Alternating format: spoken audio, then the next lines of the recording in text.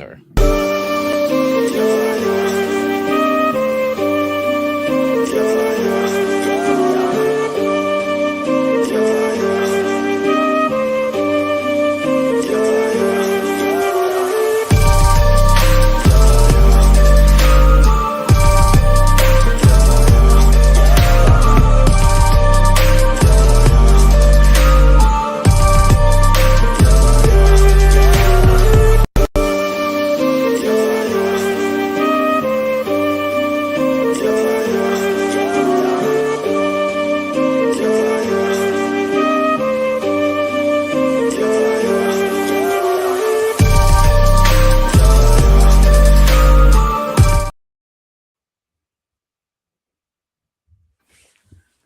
How's it going, everyone, and welcome to the TNA Body Slam Post Show. Burt Macklin, as always, and I'm joined by the one and only Io. How you doing, man? Doing good, man. Doing good. Feeling good. Looking great. Feeling a little better actually. A little migraine, 2 days or so, but feeling good. How about you, bro?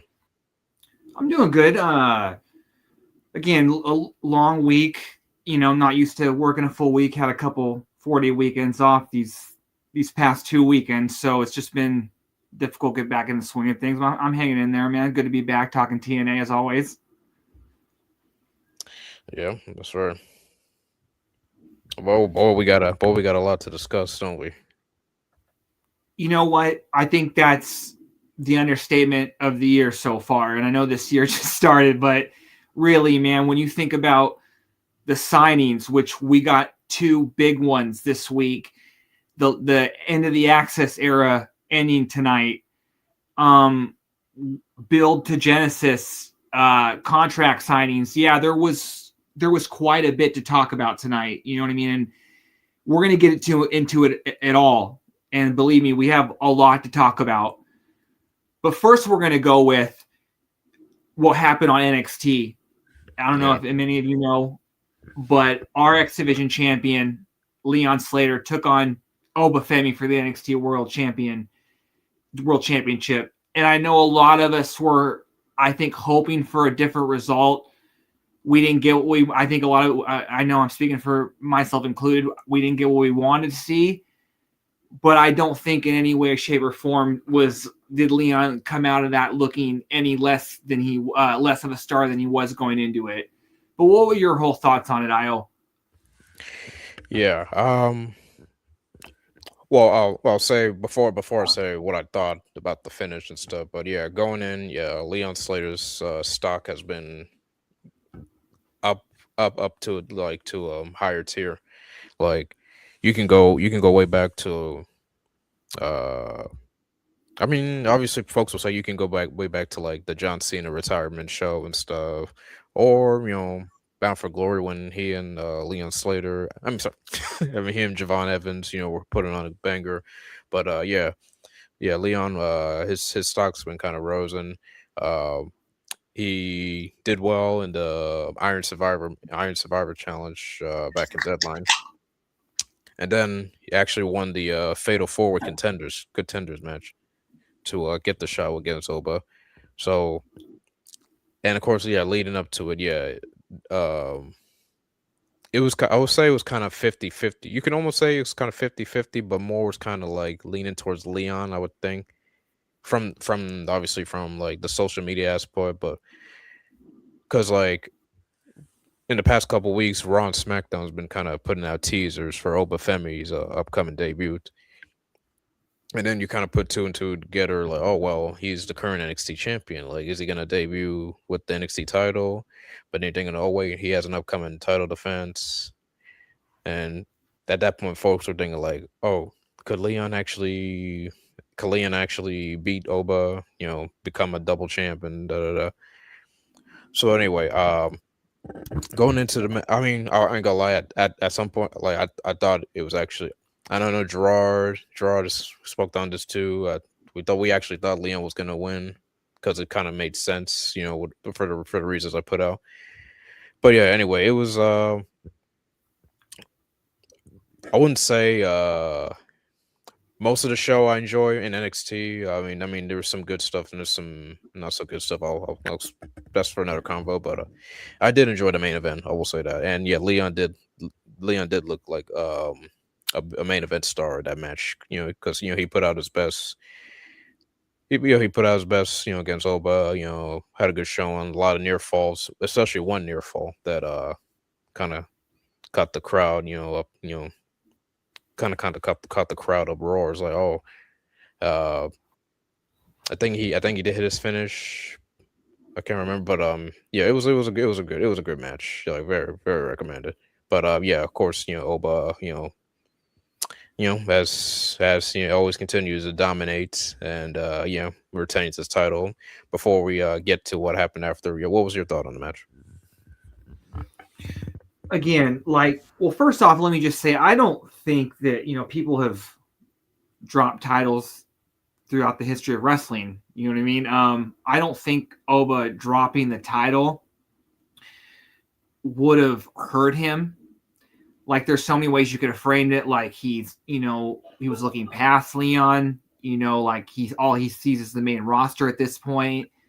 You know what I mean? If he would have lost it, he could have came out there and basically been like, he doesn't really give a shit about that title. Again, because he's moving on to bigger and better things. Again, it wouldn't have hurt Oba, especially if you think about it. Like, I think that, especially for the group of people who think that Leon is WWE bound sooner than later, I don't think you could have also framed it to those fans that, like, okay, all it does is like make like a future WWE star look even better. You know what I mean? Like, they're booking like 5 steps ahead. I'm not one of those people that thinks he's going to be in WWE, tomorrow. I know that's, I'm trying to be sarcastic here, but yeah, like, but at the end of the day, I didn't think Oba needed to win this. I think he's like one of the most can't miss guys that they've had coming out of NXT in a while. Obviously, Javon is another one, but he got there sooner than later. You know what I mean? He really didn't even, his NXT run is not. Oba's NXT run has been pretty historic. He's had 2 really long title runs. I think they put out a tweet earlier. Someone did. What, he had like a 200+ day run with the North American title. Yeah, longest reigning. Yeah. Yeah, so it's like he didn't need this. And yeah, the visual of Leon kind of walking out with that title would have been pretty historic. But yeah, no, the match was fine. Like, it wasn't the greatest match. But yeah, at the end of the day, Leon, it sucks he lost, but it didn't hurt him to lose. I just think Oba didn't need that. You know what I mean? Mm. Like, he's going to go to the main roster, and I think they're going to put him in a big-time feud immediately. Yeah. Yeah, I mean, I'm with you there. Like Oba had. I'll like speak on Oba like real quick. He's had like a dominant, impressive run, and he was only there for like 2 years. So very very impressive reign. And for a guy who learned this so quickly, like he was a part of the NIL program, that program for athletes, college athletes coming in and and stuff. So, but yeah, and to see, the way he's dominated, throughout NXT, like only two people who were able to pin Oba. One was Ricky Saints, and the other was Tony D'Angelo. So within that, all throughout has been a very impressive dominance. So yeah, my hats off to Oba. I mean, yeah, girl, of course, I felt like, he didn't need to do what he did. Obviously it was once after the match, they showed a segment with Ava talking to some of the NXT roster, and then as they showed back, he Oba left the NXT title in the ring. Yeah, very interesting dilemma there. So apparently no NXT champion at the end of the show. So guess we'll see. Guess we'll see what NXT does for their stuff. But yeah, anyway, yeah, for Leon, yeah, his stock raises even higher. Like at for a guy who's like, I think he's 21, 20. If I forgot his age, but to even to even be in that getting that spotlight attention. And he's been getting a lot of opportunities lately. So like to the point where people even questioning like his status after status after his TNA run, but that's for another convo. But yeah, happy for the guy. Happy he got the opportunity. Great showing. Nobody came out as a loser here. Definitely. I don't think that can be understated. Again, I'm going to keep repeating, Leon didn't win the title, but he's still, he's still one of the top guys in TNA. I don't think that's changed even if he lost that match. Yeah. Okay. Next, we're going to move on to, and we got a lot to cover tonight.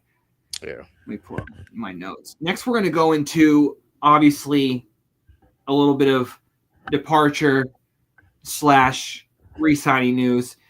As many of you know, I would assume some of our fans watch AEW. Jake Something is no longer with TNA. He debuted on AEW Dynamite last night. It took them no longer than a few minutes to give him a new name. He's going by Jake Doyle now. That's pretty solid. Good for him. I'm happy for him. I wish him nothing but the best. I'm going to definitely watch it. I watch AEW as well. I'll watch him over there. Good for him. I'm glad he's getting paid. I'm not knocking it. TNA couldn't really figure out what to do with this guy. It seemed like multiple occasions they had a plan, but I guess it didn't come to fruition. But yeah, what were your thoughts on this? Yeah. I can't say that I'm not surprised. I can't say that I'm surprised. I mean, honestly, you and I, we talked about, Jake Something a couple times as far as like his booking, his status and whatnot. So a little fun note. I did pay attention to his upcoming dates. He's booked for an indie date on January the 15th, which is the date of the AMC debut. So at that point, I figure, yeah, he's probably not coming back, and some of us kind of put two and two together. So yeah, when he appeared on AEW, obviously happy for the guy. Like you won't find a bigger Jake Something fan than you and I here, like singing his praises. Like from the first that I seen his work on the indies, like I'm thinking like this is an impressive big man who's doing all these crazy stuff. Very fast, explosive, and it's a shame too. I mean, I'm not gonna downplay a little TNA bit, but it's a shame too that they couldn't really find something to do with this guy. Like even at least put him in a position where he can like boost his stock, so to speak. Like, and I'm sure, yeah, the name change. I mean, the name was probably something, but at the same time, you could have worked around it. Yeah, but at least I'll treasure. I'm sure you'll treasure the moment, the good matches and moments that he's been in. I mean, I think he's faced pretty much almost everyone I can call, but yeah, there's been good moments. He's just, you always put Jake Something in a match, you're gonna get something good with this guy. But yeah, also with his independence work, I paid attention to, most notably DPW, Dreadlock Pro Wrestling, for you guys to know. He's been their champion there. He's been a tag champion there. He's been very very impressive. If you haven't checked to see his stuff in DPW, I would give a recommender. So yeah, I knew wherever he was gonna go, he was gonna wow the audience and stuff. So yeah, him and appearing on AEW, yeah, I figured it was bound. So yeah, he's the newest member of the Don Callis family. Of course, the Don Callis family has so many guys, and of course, I wouldn't say we can't be surprised they put him in a tag team with Mark Davis, Kyle Fletcher's former partner too. But I mean, it's a spot, I guess we'll see what happens. But at least as long as they put him in a position where he can succeed, that's all that matters. So yeah, happy for the guy. I look forward to what he does in AEW. A couple things. First of all, anyone who is like saying, kind of like shitting on the idea of him being a tag team, we do know AEW does treat their tag division like I would say the tag TV division in AEW at one point, especially the way it started, was like what the X division was at TNA in the terms of like that was their division in terms, like, you know what I mean, like that was the division that they put the most effort into. You know what I mean? Like for a while that tag division was stacked. It might not be what it is now, but yeah, no, I think he will do well. And him and Mark Davis, I like that pairing.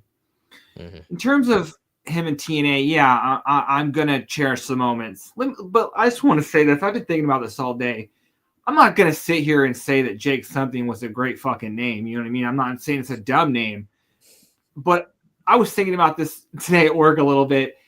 Just in TNA and throughout the show, when names pop up that are worse in my mind, I'll name them. But right at the top of my head, I think that Johnny Impact's a worse name.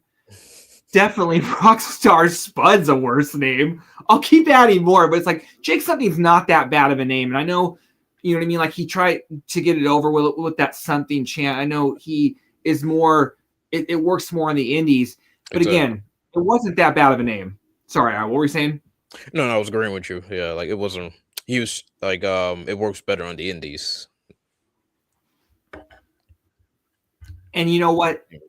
We were talking Because like about that. I'm sorry, because like when you're doing that chant on the indies and you expect that to carry over to like the television audience or impact audience, it's kind of very tough. You know what I'm saying?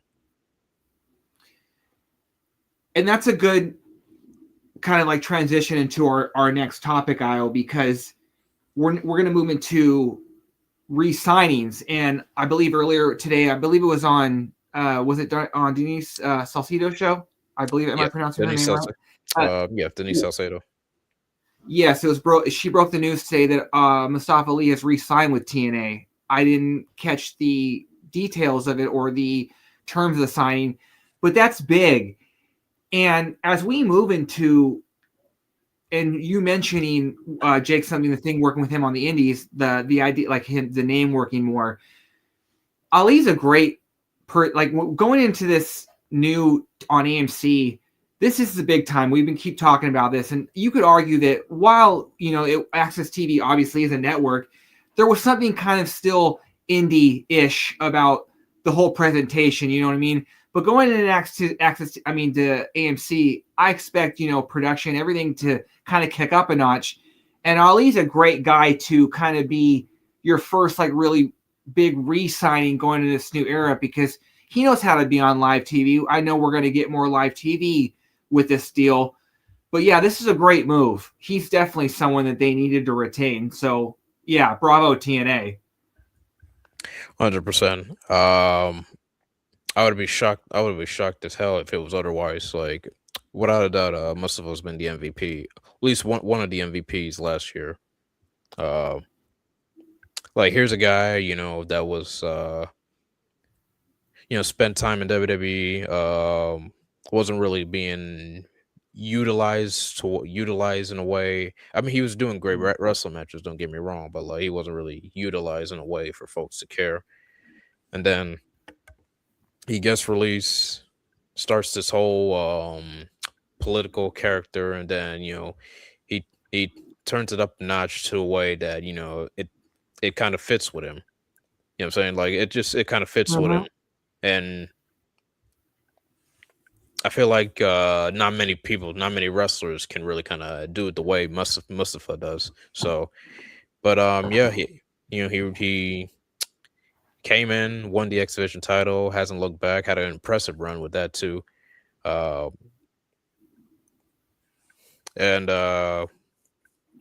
when he came back in January, started Order 4, and again had another impressive run. Like basically, like Mustafa's one of those guys you can put him in anything, whether it's a storyline, a segment, wrestling match. Like he's gonna like take it one step further. So, and you can tell like a lot of his is his input.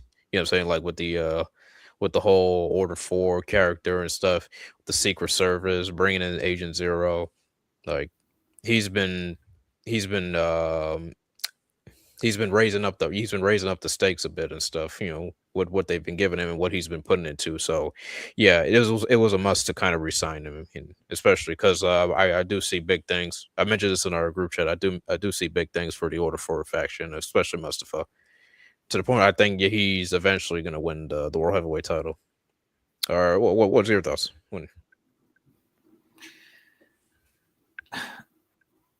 Yeah, I think that, and yeah, it's funny that was kind of me talking. I definitely think he's going to finish out the year or around that time. I think he will be TNA World Champion. You know, this guy is, every time he steps in the TNA ring, and just even going back to when he first got there, and this run's even better than his run before. And then you just think about, like, you know, him leading this faction, and this is once the guy that they have with Retribution, and it's like that faction was shit, and in no way, shape, or form it was him. So it's like we knew this guy could be that guy, and like I think we've talked about this before, and I don't know if I'm misremembering. Wasn't he supposed to get the Kofi Kingston spot before he got hurt? I've heard that a lot. I've heard that. Yeah, I've heard that a lot. Even from Kofi himself. For those you don't know, for those you don't remember yet, back in 2019, Mustafa, he was in a prime position for WWE title shots. Especially in the Elimination Chamber, but then he got hurt, and Kofi Kingston, you know, ended up taking that spot, and then we know the rest, obviously, Kofi Mania and stuff. But yeah, it kind of sucked for Mustafa because you know he never really got back into title contention since then. And, You know, it's and you funny. know, even if that wasn't the case, I just remember. I mean, and even if that wasn't, you know what I mean. I just remember him that he was talked about to be getting a big push. You know what I mean? He was heating up at that time. You know what I mean? And then it just kind of all went downhill from there. Like I said, you know, with Retribution, you know, it didn't seem like he was able to reach the peak that he was once like heading to. So yeah, like him doing what we kind of all knew, all thought he was capable of in WWE, is doing it in TNA. It's not surprising. So yeah, I'm gonna have a big smile on my face when he wins the world title, because I think it is more of a I think it's a good chance it's going to happen. You know what I mean? I think they're building toward that, especially with Santana might be winning the title back. There's history there. You know what I mean? Especially when Ali and Santana just won the match of the year, and they had a great rivalry last year.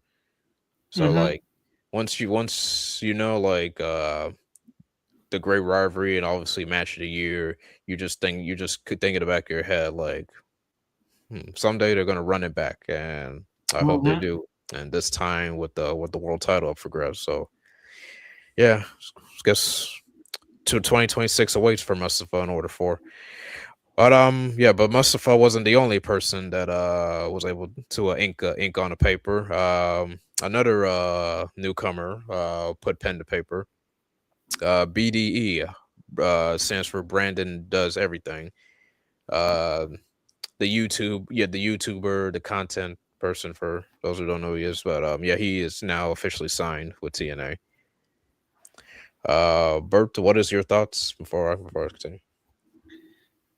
You know, the more I see this guy, and the more like I hear just more about him, and then how much it obviously comes through the screen that he wants to be there.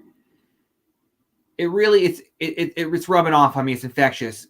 And then when you convo that with when I think into my head that, for one, it's similar to what WWE is doing, how they brought Logan Paul in. You know, they're bringing in, they're trying to get those same type of younger viewers. And then I think, and I don't really care, it's my opinion, I'm not a big Logan Paul fan. And so when I realized that BD is the opposite of him, he seems like a very good dude. He seems like a wrestling fan. And he seems like a guy he wants to be there. Not only he wants to be there, he wants to get better. I don't know how anybody can knock this. You know what I mean? It's not like this guy's not out there trying to put in the work. You know what I mean? So bravo again for TNA. Smart business move. Right. He's not one of those guys where I mean, I can't speak up on Logan Paul, but for BDE, he's not one of those guys who's doing it for like a publicity stunt or trying to boost up his followers and whatnot. He really is a wrestling fan, and Mhm. once after he had a good following, doing all these contents, video game contents and all that stuff. He decided to give it a try. I think he just started wrestling last year, and I haven't watched much Pro Wrestling Revolver, but I've been paying attention to his work. In Revolver, he's worked with guys like AJ Francis, Myron Reed, the Rascals, another content creator slash wrestler by the name of Chris Danger. I'm sure you heard of him too. Mhm. But yeah. And from what I've heard and from a lot of people's responses, he's been impressing. He's been showing. Uh, Sammy Callahan, who runs Revolver, he's been very proud of his work. And then, of course, it all led up to in October, Bound for Glory, where it got announced that he was going to be a part of the Call Your Shot Gauntlet. Came in, did his thing, uh, continued his feud with AJ Francis and Turning Points, had an impressive showing, and did a few Impact matches, impressive showing. And here we are in 2026, the dude's signed. So, yeah, I think it's one of those things where obviously TNA one of the reasons is because his following, and we're trying to kind of get his following to kind of tune into the product too, which is important. So but yeah, for the most part he's been impressive. Mike Gilbert pointed at this, and I'm gonna point it too. The dude needs to put a little put a little muscle into it, a little skinny there, but that's for that's for another that's that's for another rib or convo Hey, for another time. yeah, if TNA had a power plant like WCW, you definitely see him. They definitely send him there. You know what I mean? He can He's put on he's some lucky size, but he's lucky he's young in his he's career. sorry, he's lucky this ain't the performance center. They would have shoot his ass out about that immediately. Yeah, For sure. that's that's very funny. That's funny. I didn't see Mike say that, but that's very funny. He caught me with another really funny tweet this week because it was oh yeah, had Leon I think got new teeth, and Mike had tweeted out it looked like he went to Roman's dentist, and that one popped me. You know what I mean? Yeah. Mike's so funny. Make sure you guys check out Mike and JD. I'm blanking on the show, but they do great work. Mike and JD show slash Brace for Impact. Yeah, good Great for stuff. Impact. That's it. Yeah, make sure you guys check that out. But I do think that BDE in the long run, people are. I don't think people realize this, and if they don't, or they just are acting like it's the 90s or the 80s, it's not like millions of people are watching wrestling. You know what I mean? The casual audience isn't there, and if you want to grow, like it or not, I don't like it. You know what I mean? And I'm saying that, but I want it to grow.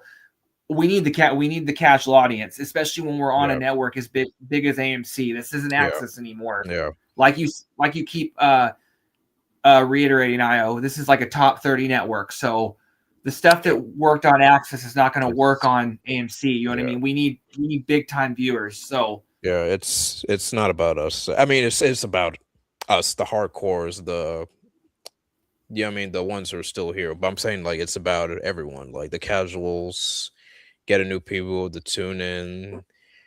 Because this is a very big channel that TNA has been clawing hard for years to get in, and there we are. So it's all about new direction and new changes. So I mean, it's basically what I'm trying to say is it's a collective effort, to get all types of fans tuning in, and including such as a following like BDE's followers.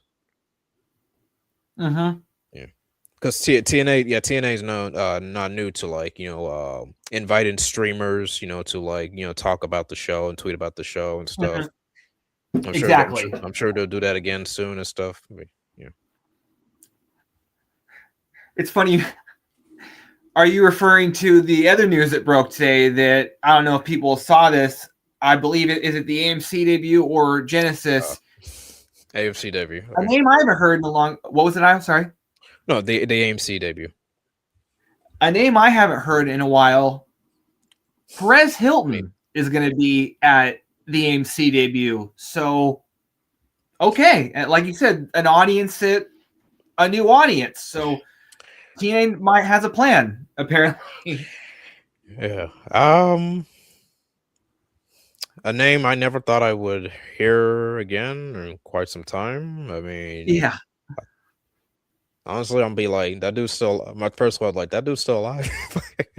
But yeah, yeah, Paris Hilton. I mean, you guys know, about him, I guess, or cares or whoever, whatever. But yeah, I mean, I guess I don't know if it was AMC's call or TNA's call or whatever. But yeah, I guess their way to get people to tune in, basically. But he will. I did notice that he actually did attend a TNA event. He was at Unbreakable in Vegas earlier.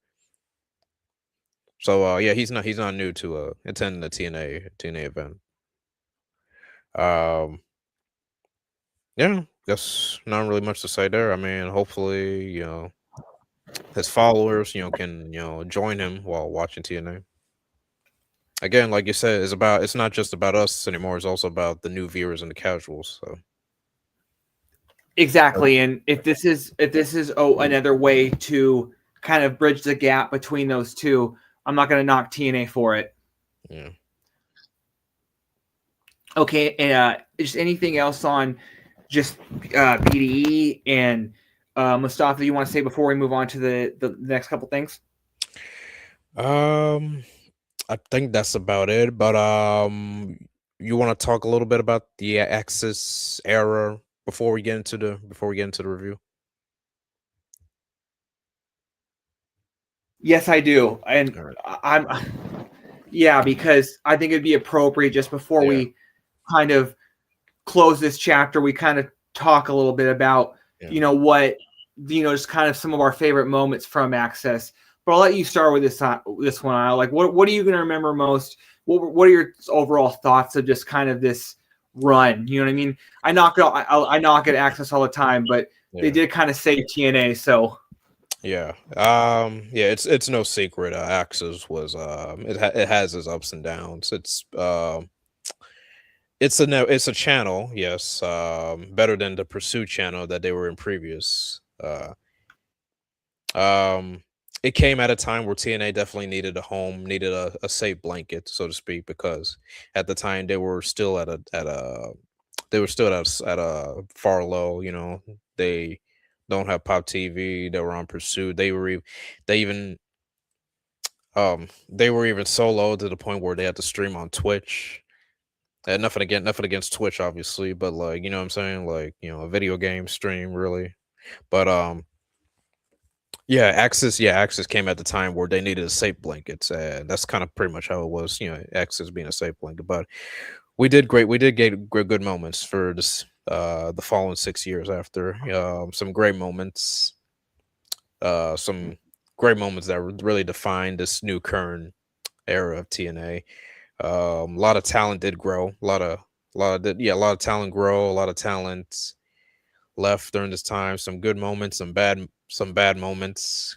Good moments, bad moments, good moments, bad moments. You get what I'm you get what I'm saying. But that's for another convo sometime. But yeah, I'll definitely cherish the Axis moments. Obviously without Axis, TNA wouldn't be able to kind of grow back. Grow back on his feet, get back on his feet to potentially get a to even bro to even say that we're going back on a big network. Like, I mentioned this on a tweet in our group chat. There was times where I didn't think that they would be able to. I thought they were going to be stuck in Axis for a while because I see how the way things are in wrestling. Obviously, in the landscape of wrestling, like, you got to know someone to know someone to get a big deal, a network. Obviously, Tony Khan and stuff. Getting Warner Media right off the bat and stuff. WWE being WWE, and MLW tried. Credit. I mean, shout out to them. They try, but it's tough. It really is. yeah, So like yeah. Oh, you continue. You continue. no, Oh no. It's hard out there. Like we had just talked about before. Everyone's fighting for views. It's not like just wrestling bad and wrestling anymore. Everyone's fighting for people only have so much time. So how much time they're willing to devote to certain things. So it's like there's a lot of wrestling on network TV. So TNA definitely need to do what they can now to stand out because you know what I mean. They're going to need to keep these views.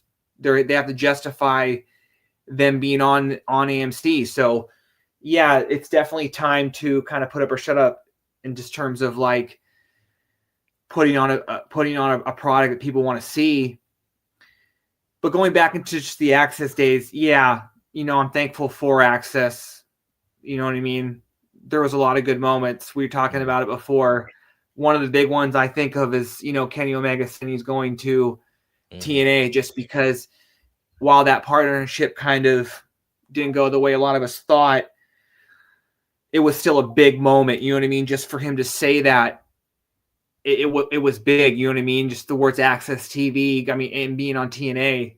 So yeah, and again, there were a lot of. It's not like the shows haven't been good. You know what I mean? It's just there was only so much room they could grow. So I'm looking forward to this next chapter, and then of TNA taking the next step. You know what I mean? Yeah, definitely the Kenny Omega. Yeah, the Kenny Omega appearances was definitely a big time during the era. Gave Access his highest views probably ever. I mean, probably ever. But definitely, yeah, definitely a big moment. At the time where at the time at the time where TNA got all the AEW audience attention to the point where they even tuned in and Access and into Twitch at the time. That was a good moment. But yeah, I mean the AEW relationship is what it is. But I did enjoy those few months, with Omega popping up on Access. I'm Yeah. trying to. It was.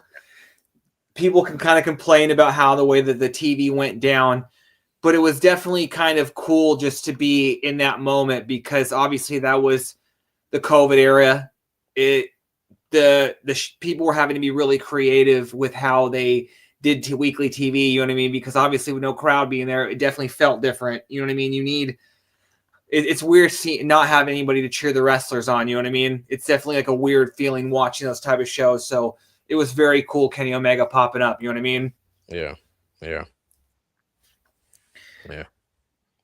Okay. Uh, Before we, oh, sorry. I was gonna say, can you think of another one, or are we good? Or No, well, and I also think that Christian coming home was definitely big for me, just because like I didn't see a lot of his era in TNA. I've went back and yeah, watched some, but for him to kind of be the guy that won it back, because again, I always thought he was underappreciated as a singles guy in WWE, but then in yeah. TNA he's loved. So Mhm. I thought that was a great move, even though people may not have liked that. I thought that was great. Yeah, yeah. Christian coming back was awesome too. Yeah. That's a lot. Yeah, mentioned. Oh, of course. How could we forget? Yeah, the rise of Deanna Perrazzo and Josh Alexander. Of course, those were good moments of the Axis era. Mickey James, the last rodeo. Uh, Chris Harris came back. Chris Harris came back. Yeah. So many. Yeah. Uh, Continue. I was gonna say, I believe No Way Jose showed up for a taping. I believe he was there. The the Honor No More storyline that was some Yep, good TV for time being. yep, very good. The rise of Steve Macklin. Yes. Yeah, Um, when I think of the Honor No More stuff, I have to go back to Bully basically trying to kill PCO. I think at one point he like poured like battery fluid on him. That was a that was a pretty interesting storyline. Yes, Datia, good one. I don't think people talk enough about Trey McGill's X Division run. He had a very, very good, I agree. and as a heel, he was money. So yes, Datia, I completely agree with you on that one. I agree. Yeah. But any other ones that you can think of, Io? That's about it. Matthew mentioned Kaz winning the TNA title. That was a big shocker. Yeah, but Oh, sorry. yeah, What was but that yeah. one, Io? I cut out. What was the one you just mentioned? Matthew on the chat. He said Kaz winning the world title was a shocker. Yeah, you know what? Again, for a long time TNA fans, that was a very Yeah, kind of sweet moment. You know what I mean? Even though we might say that it kind of came at the wrong time, yeah. again, but That's that was something we all want to see. oh, sorry. That's what brought up Wrestle House. Oh yeah, Wrestle House. That was some good times. Swingers Palace. Yeah, The whole thing with you know, that like they had like it seemed like they had that one roll of cash that Johnny Swinger like kept getting. You know what I mean? That whole thing was very funny. You know what I mean? yeah. That was there was a lot of, again, that was TNA being very creative. You know what I mean? Mm-hmm. I forget the name of the show, but the show with Tennille and Caleb Conley was very All funny. about me. Yeah, that was good TV. But any final ones out before we move on? Because yeah, we still got to get into tonight's show. Yeah, I think that covers it. Yeah, yeah. As I mentioned, Axis came at the right time where TNA needed a blanket, and very grateful for that. Some good moments we'll cherish. I completely agree with you. Again, like I might knock the network, but if it wasn't for them, they would still be on Twitch or Pop TV or for all we know, they could be done. Honestly, exactly. Yeah, like at the time, like they were really on its. I wouldn't say on its knees. Like they just needed like a platform to kind of show their stuff, and Pursuit wasn't it, and nobody really has Twitch. No offense, people, but like I'm saying, but like, yeah, but yeah, Access came at the right time. I completely agree with you. And again, it's pretty cool that if you, given where teenage came from, you know, once on Spike TV, but the years between Spike and Access were very, very hot pursuit. Again, you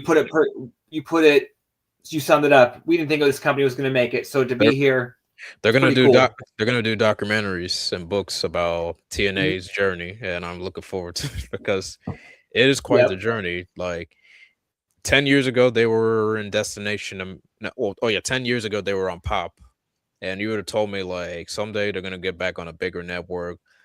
I probably would have had like third thoughts, second thoughts. I mean, obviously the TNA and me will be like, yep, they're gonna get back there someday. But then the way things were at the time, you probably had a little doubt. But hey, for what it's worth, here we are. Total nonstop action is still a thing, and they're back on a big network since Spike TV. So hard work is this is a defining example. Hard work does pay off.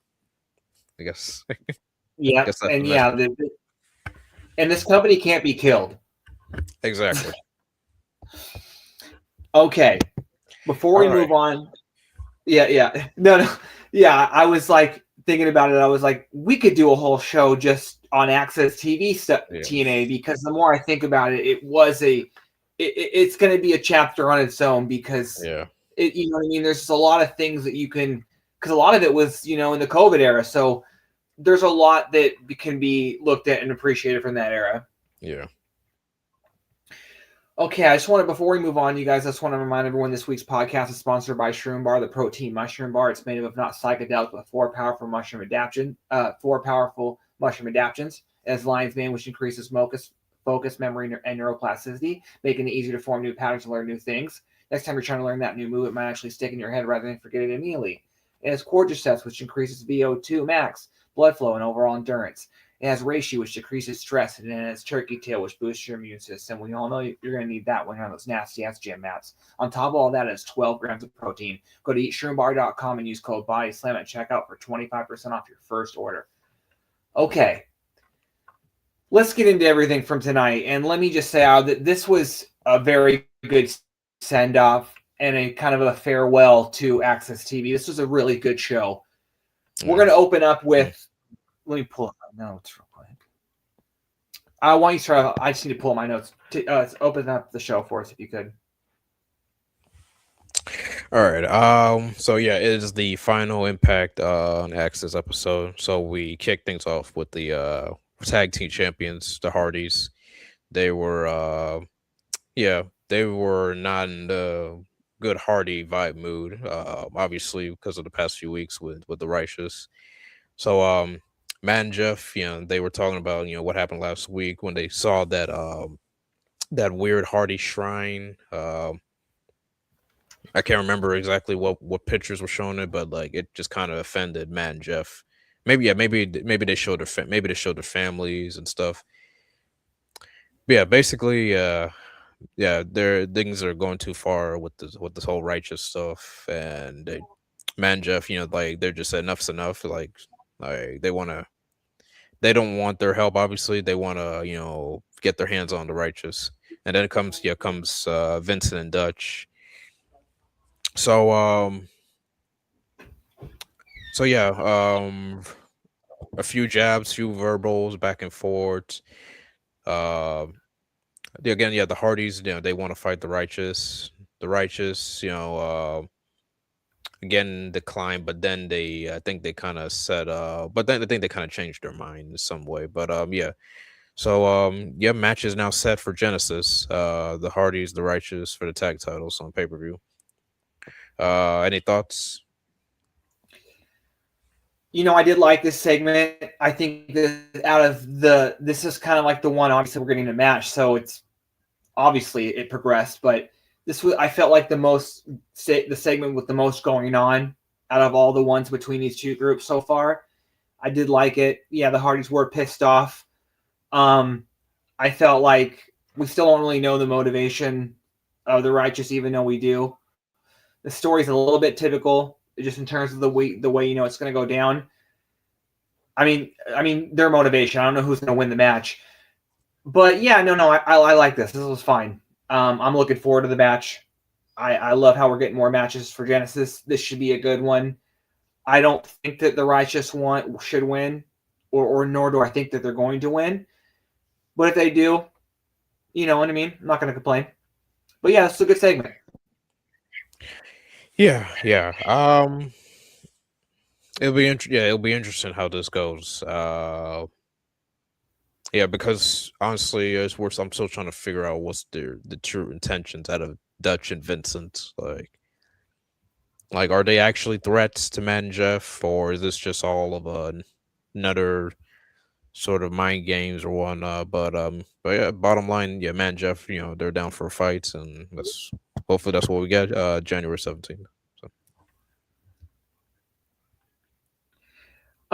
Yeah, I am looking for this just because it feels like that even though it shouldn't feel like this, the Hardys were kind of out of competition, because that shouldn't be the case, nor do I think that's the case. Hello, the good hands.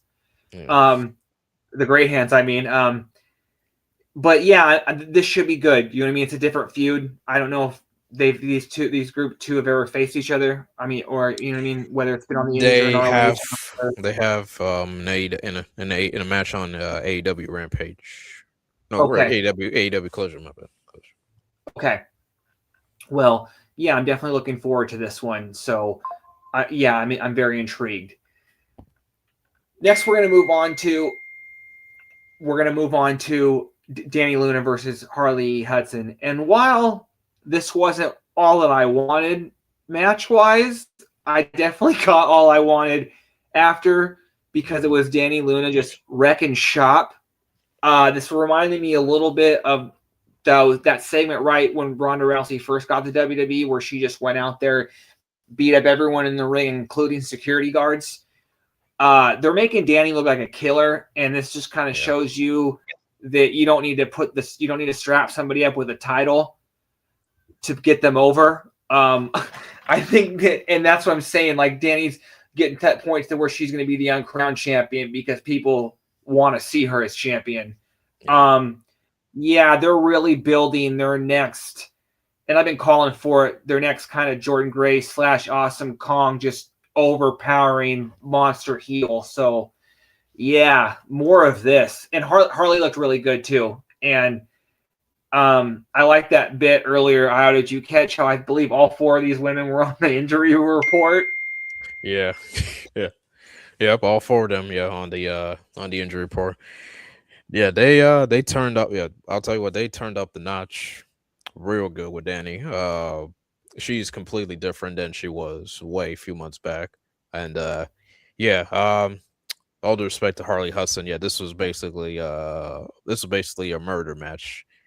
And it's funny you brought up Ronda. I was actually just thinking about Shayna Baszler, real quick about like the comparison. Yeah, especially when she hit that real naked on Lei Lingua, which I'll get into later. But yeah, they're doing, like you said, they're doing a good job making her a killer. I like the nickname Doomsday Danny Luna, very fitting. Um, yeah, it's almost to the point where, and I think you'll agree with me. This It's not just about trying to beat her; it's about surviving. That's kind of how it Yes. is. Yeah, that's kind of how it is. You got to survive with Danny Luna because she's unstoppable. Indy Hartwell couldn't stop her. Like, and her former tag partner Jody Threat couldn't stop her. So I kind of like the direction going. Like, basically, she's on a rampage, and you're just trying to survive. So You're just trying to get out of there not getting hurt. You know what I mean? It's like yeah, a car wreck when you're yeah, in there with her. Like, not in a bad way, but yeah, she's trying to take people out. You know what I mean? And yeah, that move she was hitting, what looks clean. And yeah, like no one else is. We don't have anyone else like this right now in the division. You know what I mean? She's definitely providing the power, yeah. and that they're building her up to be. And again, I didn't see this when she first came in with blanking on their name. I know it was Mark Andrews and Flash Morgan. I'm blanking on their name. Subculture. Flash Morgan Webster. Yeah, Yeah, Subculture, right? yeah, Yeah, like, and then when she kind of got with Jody, like, I'm like, okay, but like I'm like, okay, they have something with her, but like this last like 6 months to a year, they've really, because usually when teams break up, you really don't know how it's going to go. But I think she's definitely proven that she might be the star out of the 2. Yeah, I think she's going to be champion by the end of the year. Sorry, I think she's going to be champ by the end of the year. Well, 100%, 100%. I was gonna say, yeah, WWE dropped the ball not bringing her along to NXT when NXT UK closed down and stuff. Because yeah, there's a reason people compare her to Jordan Grace and stuff. The powerhouse that she has that what's the word? She has that adrenaline, yeah, adrenaline in her and stuff. You know what I mean? Because not only she's a powerhouse, but also she's a hard hitting, and stuff, and she's got an attitude as we're seeing. So yeah, she walked through Harley Hudson, in a decent match, but for a few minutes. The main thing was what happened after. Then she went after Myla Grace, took her down. Then comes the champion, Lee. Danny left the ring, but the champ made the mistake turning her back on her, and then got the real naked choke. I love the scene where Lee was trying to grab the title as she was being nearly choked out and stuff. That was a good scene there. Then Zaya Brookside came to make the save, and then of course she paid for it again, finish her. So not one, not two, not three, but 4 knockouts laid down by Danny Luna. That is I don't if that is not pushing someone as a big heel or dominant heel or someone on a destruction. I don't know what to tell you. Like, they did a great job with Danny Lynn tonight. No, they're making her look like an absolute monster, and Yeah, that's something the division's been needing for a while. I think every division needs that. So yes, good job on TNA. Like, they're building a star here. So please, more of this. hmm Okay.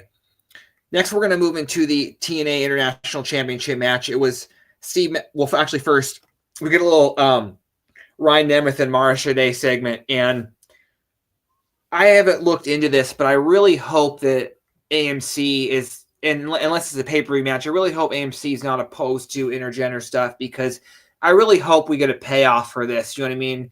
Like I would like to see a match between Ryan, obviously Brian and Mara winning because she should. You know what I mean? Because she keeps super kicking him. You know, she has his number. But this I like these little segments every week. What about you, Isle? Yeah, they've been entertaining. I'll admit. I mean, this is Ryan's role, obviously. You know, and it's funny. It's funny for the most part, he's been getting his ass kicked by the knockouts, which I find funny. But yeah. As we get into a new chapter and stuff, it's time to kind of like get this out the way. I don't care if it's on a pay per view or PLE. I mean, or Impact Plus. You know, TNA Plus. Let's just get this match out the way. Mara versus Ryan, or mixed tag, or whatever the heck, you know. Yeah, basically Ryan was trying to kind of hit on Mara a couple times, and then he got super kicked for his troubles. So yeah. And yeah, again, I maybe not to say what I want her doing right now, because I do think I want big things for her this year. I think she's a star. They're still doing something with her. You know what I mean? And this is like a pretty, I'm not saying it's a high profile angle, but it's being showcased every week. So I like it. I'm not going to complain. Okay, next we're going to move into the TNA International Championship match. It was Channing Stacks Lorenzo with Ariana Grace, who, let me just say, this cut like a complete 180. Like, as a heel duo, especially Ariana has it all. Like, what a great heel already. But it just works a lot better now. But it was Channing Stacks Lorenzo taking on Steve Macklin. Again, I didn't think we were going to get a title change, but I didn't really expect, this no DQ kind of beat down at the beginning. But what were your thoughts now? I thought was interesting was Macklin by himself while all these NXT outlaws, you know, were surrounding the ring. You know, I mean, along with Ariana and stuff. But like, I'm thinking like, really, like really, like, you know what I'm saying? Like, like, I mean, I get this is the storyline. Yeah, like, wherever Stacks goes, the NXT guys come with him and stuff. So I just kind of thought it was weird. Like, but for the most part, Macklin did held his own. You know, he pretty much took care of all those guys. But the main thing was Ariana was getting involved a lot of times, like even getting in the ring during the match and stuff. So intentionally getting her fiance disqualified and stuff. So yeah. Uh decent stuff, I guess. But yeah, the main picture was, yeah, everybody was getting involved. And for whatever reason, no one came to help Macklin. I don't know why, but maybe everyone was busy at that time. But I don't like that. Obviously, except for a few times, obviously one where we got the cage match, TNA has definitely seemed less organized and less as a unified unit than the NXT Outlaws, and that shouldn't be the case. I don't like that narrative. Also don't like, what I mean? I think Steve Macklin's definitely another guy that needs to be locked down. So just for the fact that, like, I don't like the where this booking right now. It gives me a little bit of concern. I hope we do not lose this guy. He's definitely been one of the guys carrying the TNA flag since he's been there. So that would be a big loss, but I don't know where we go from here. Who would you put the international title on? Who do you think should beat Stacks? Just real quick, throw out a name. Man, that's really hard. That's really hard, man. Anyone. I mean, honestly, I wouldn't mind. I mean, just to get that belt off him. Obviously, Macklin's one of them. Dotslav, you're still around. Give us a chat. Who do you think should win the international title? But I'm trying to think. It's something. No, wait. He was an option. I'm trying to think. I would either go with someone from the Rascals because I didn't want Steve Macklin to retain it anyway, because I think he should be in the main event scene. Yeah. But yeah. I also think I wouldn't mind AJ France. I wouldn't mind AJ Francis, honestly. That's a good choice, Io. I like that a lot. Yeah. I mean, Because before he went to AEW, Jake Sumter was definitely an option, but yeah, yeah, it's hard. It's hard. I mean, they need to kind of like build up their mid card or mid card level, so to speak. Contention stuff. Yeah, because it's kind of hard. It's kind of hard to think who would I want. I mean, obviously Macklin. One person in particular I don't want to see win the international title. I think you know what I'm talking about. The father-in-law himself, Santino. Depending wherever they go with the storyline. I don't think that's going to happen. I definitely think though that I don't think they'll go that route. I have no problem. Oh, sorry, continue. I'm sorry. That'll be like when Tommy Dreamer won the digital media title. No now offense I to do. compare it to, but Yeah, no, God damn it, I just had to relive that one. But you're completely right. All I was just gonna say, I do think that we should get a match between the two, just because like the image of not for the title or anything, but if they did, and because I want Santino to lose either way, so that the title being on the line doesn't matter. But Stacks needs to like beat him, you know what I mean? Like beat him down. Like that image needs to happen, you know what I mean? To kind of put Stacks over a little bit more than he is now. Mm. The good part is Macklin does have a claim to get another title shot since he did win. He did technically win by disqualification. So we'll see where it goes from there. Okay. Next, we're gonna, and you know what? I don't know if he should win that, but that I'm fine with that. But I would rather see him kind of move on. But at the same time, if he loses again, I'm going to be a little bit concerned because I don't want TNA to lose this guy. I think he's a big part of their future and what they've done to get here. I agree. Okay, next we're going to move on to not really it's our main event match because we did have a contract signing, but you know I love an all-star 8-man tag or eight wrestler tag. It's Matt Hardy, Jeff Hardy, Leon Slater, and Cedric Alexander taking on Moose, Eddie Edwards, Brian Myers, and Johnny Dango, JDC of the System. This was really fun. Anytime I get to see Leon teaming with the Hardys, who are kind of like his mentors, and then Cedric on that team as well, because I just think Cedric is so good. And then the System are just professionals. You know what you're going to get with all four of these guys. You know what I mean? They don't half-ass at any time in the ring. This was great. This was a really fun match. I love matches like these. But I'll let you start out. What were your thoughts on this one? Yep. Anytime the System have a multi-person tag, like I know, like I'm not gonna get bored. Like you got four guys, who are capable of putting it all out there. Four guys, who are like the flag bearers, the flag bearers of TNA and stuff, especially for Moose and Eddie. So like like they're gonna put it out there. So yeah, they had it was a great match with Hardy, Cedric, and Leon.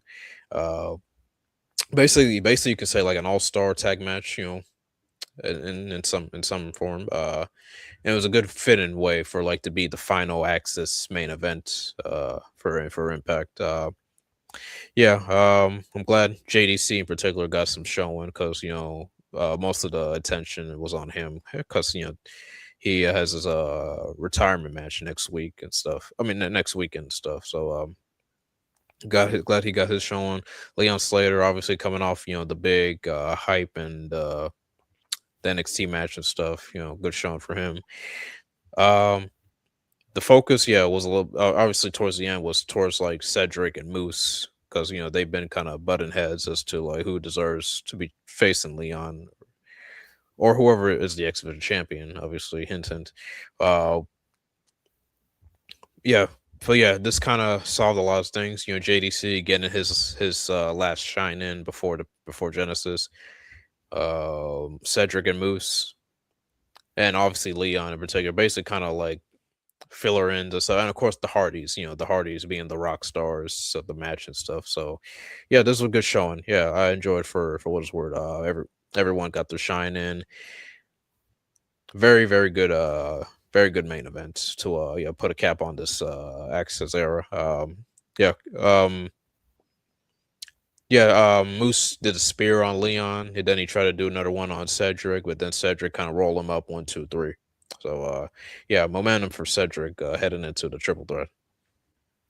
Which I like that because that's how you kind of keep Cedric hot, because I don't expect him to win, but you know, you don't need him if he's going to be the one to take the pin. You don't need him taking 2 back-to-back pins. So him getting the win to kind of getting a win on his way to that match, very smart. You know what I mean? You got to keep all the contenders strong. So Right.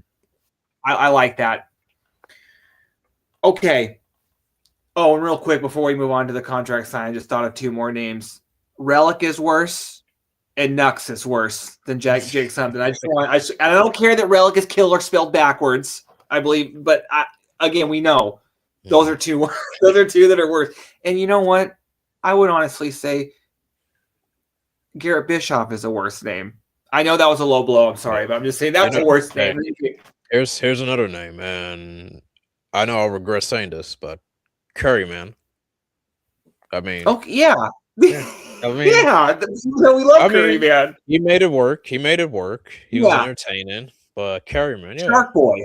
Shark. Well, I mean, there's already a Shark Boy, Shark Boy and Lava Boy. Yeah, that's true. I forgot. But did they ever get in trouble for? Did they ever get in trouble for that from the movie?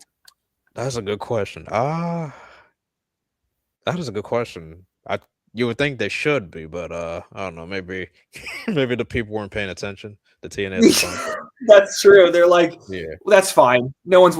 That's funny. That's good.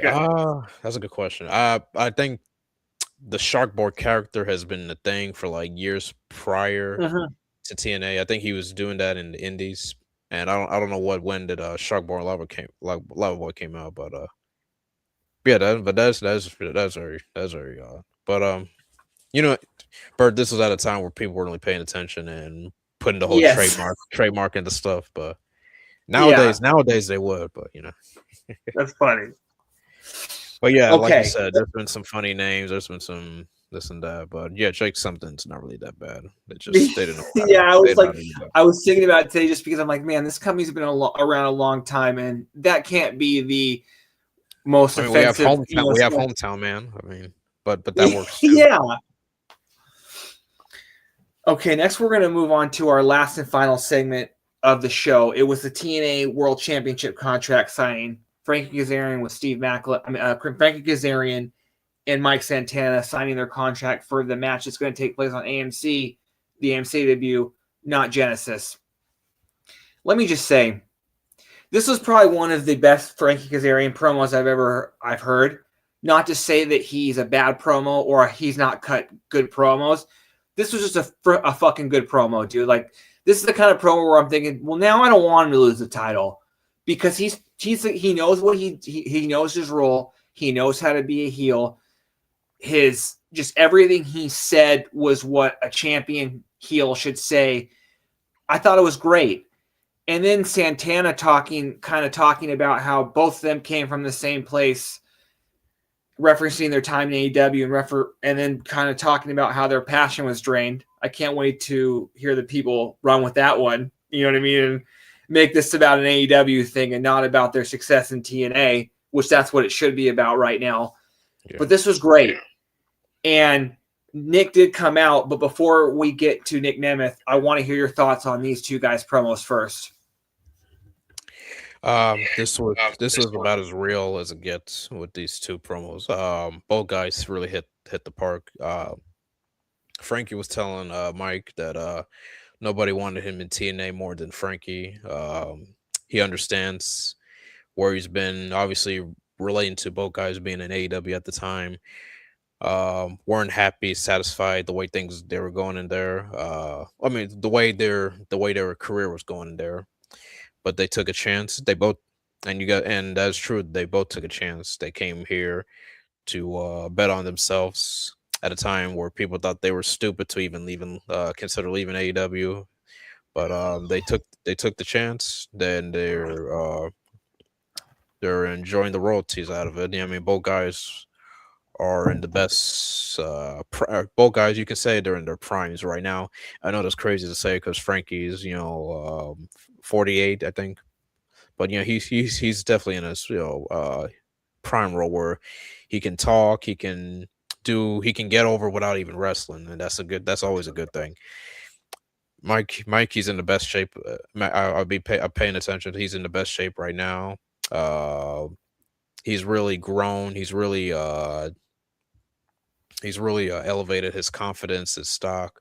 Like like he knew that once he left being a tag team wrestler, and stuff, that it was time to kind of like flip the switch, and I'll say one thing about Mike real quick, and to kind of show show that he's destined for other things. So about Mike, when he got injured, when he was still in AW, when he got injured, I saw these video vignettes um that he was doing for his return. I think what he called them. I think the Rika resurrection. It's like Yes. resurrection. Yeah, the resurrection. I forgot what the term he put. And I thought they were good. Like they were well put out. Like here's a guy, and of course we know his story. At the time, he was at a down low. But yeah, at that point he was definitely at a down low. Um, and you can see how the layers of like looking for redemption, looking to like rebuild himself. Like I saw this guy kind of like walking around, the streets of New York, thinking, taking his time, and yeah, kind of showing you like, yeah, I'm describing the video for those who guys, for those of you guys just joining us. So yeah, he was kind of like processing, waiting to the right time to kind of come back and show the world, what he's truly capable. But so these were real good video vignettes, and I kind of it caught my attention because I'm thinking, wow, I've never really seen this version of this dude. Like, and I know he's always a good talker, but I didn't know he was that capable of actually kind of possibly stepping out of the tag team scene. So yeah, came back, was in AW for a bit. Obviously, the split off between him and Ortiz. Everyone knows that. Fast forward, here he is in TNA. He's shining, main event level talent. So when Santana was cutting his promo, yeah, he agreed with Frankie. Yeah, both guys, they were at a all downtime low.